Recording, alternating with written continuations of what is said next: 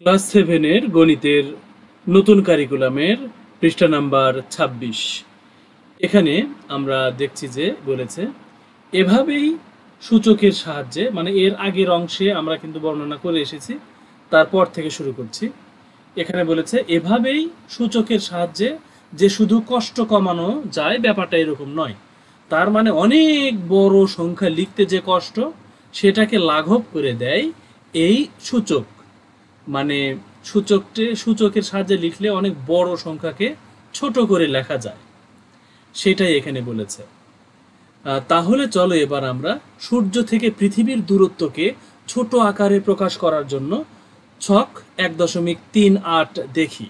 এখানেও তোমাদের সুবিধার জন্য কয়েকটি ঘর পূরণ করে দেওয়া আছে। আসলে আমরা যেটা করছিলাম সেটা হলো সূর্য থেকে পৃথিবীর দূরত্ব।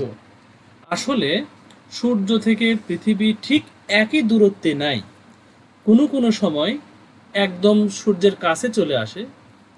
যেমন দেখো এইখানে অরবিট কিন্তু একটু কাছে রয়েছে, আবার এইখানে এসে অনেক দূরে রয়েছে, আবার এই জায়গায় একেবারে দূরেও নয় একেবারে কাছেও নয়। এখান থেকে আমরা একটা ধারণা পেতে পারি সূর্য থেকে যখন দূরে চলে যাবে তখন সেখানে আলো, মানে তাপ কম হবে, তার মানে সেখানে শীতকাল।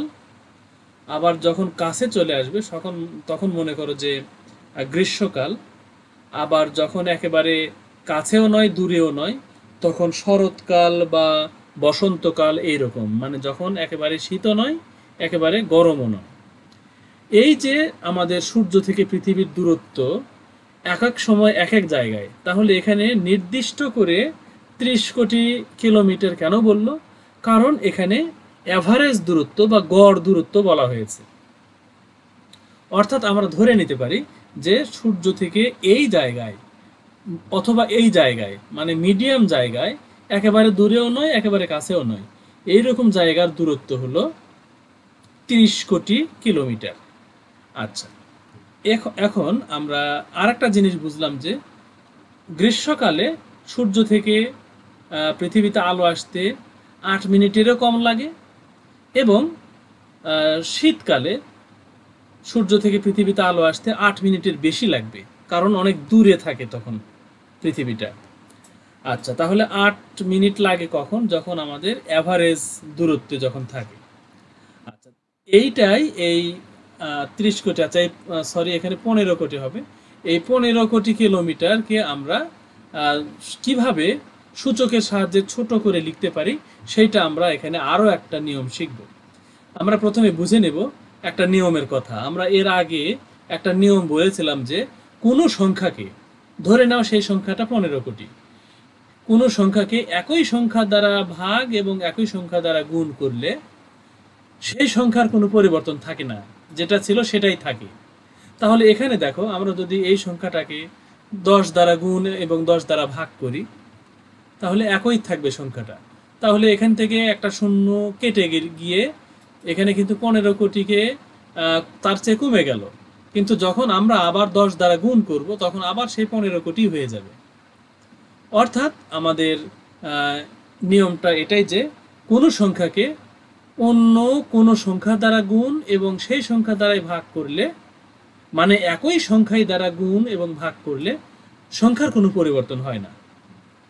আচ্ছা, তাহলে আমরা এখানে দেখতে পাচ্ছি যে এই যে ১৫ কোটি, এটাকে এখানে লিখেছে, কিন্তু দেখো এখানে যতটা শূন্য রয়েছে এখানে তার চেয়ে একটা শূন্য কম রয়েছে। সেই শূন্যটাকে এখানে গুণন ১০ আকারে লিখলো। এখানে দুটা শূন্য কম দিয়ে দুটা ১০ দিয়েছে। এখানে তিনটা শূন্য কম দিয়ে তিনটা ১০ দিয়েছে। তাহলে এখানে চারটা শূন্য কম দিয়ে চারটা ১০ দেব, পাঁচটা শূন্য কম দিয়ে পাঁচটা ১০ দিব, ছয়টা শূন্য কম দিয়ে ছয়টা ১০ দেব। এইভাবে এখানে সাতটা শূন্য কম দিয়ে সাতটা ১০ দিব। মানে এখানে এই শুধু ১৫ রাখবো, আর তো কোনো শূন্য এখানে নাই। আচ্ছা, তাহলে এখানে আমরা যে কয়টা শূন্য ছিল সেই সবগুলো একটাও না দিয়ে ততগুলো আমরা এখানে কি দিয়েছি? ১০ গুণ আকারে দিয়েছি।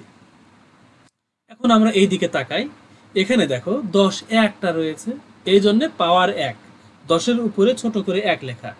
এখানে দুটা ১০ আছে এই জন্য এখানে ২, এখানে তিনটা ১০ আছে এই জন্য এখানে ৩ হবে। আচ্ছা, এখানে কিন্তু ৩ হবে, এখানে ৩ দেওয়া নেই, ৩ হবে।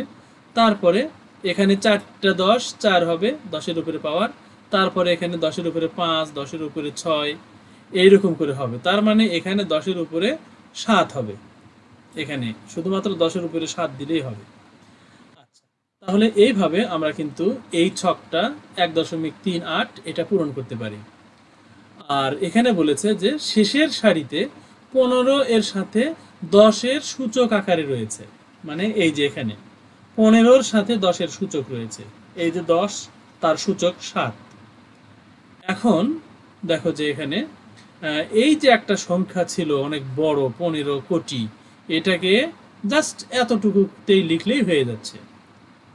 আচ্ছা, তাহলে এইভাবে আমরা কিন্তু বড় সংখ্যাটাকে ছোট করতে পারি সূচকের সাহায্যে।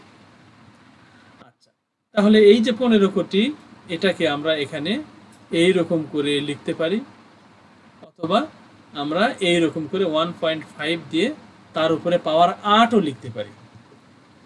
আচ্ছা, তাহলে আমরা দেখতে পাচ্ছি যে আমরা 10-এর চেয়েও মানে এর চেয়েও যদি আমরা ছোট করতে যাই তখন দশমিক চলে আসবে। 15 ছিল, সেটাকে আমরা কি করলাম, 1.5 করলাম। অর্থাৎ আমাদের আগেরটাতে দেখি এখানে লাস্ট 15 ছিল, পাওয়ার ছিল 7। এরপরে যদি পাওয়ার বাড়াতে যাই তাহলে এইটা দশমিকে চলে আসবে। অর্থাৎ 15কে যদি 10 দ্বারা ভাগ করি তাহলে 1.5 হবে। সেই জন্য এখানে 1.5, আর এখানে 7টা 10 নয় 8টা 10 হয়ে গেল, এই জন্য পাওয়ার 8 হলো।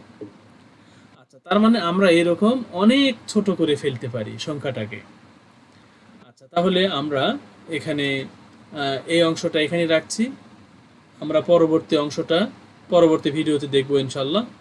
তোমরা একটা হোমওয়ার্ক করো, 10.5 10 to the power 5, 10 to the পাওয়ার 5 কে গুণ আকারে লেখো।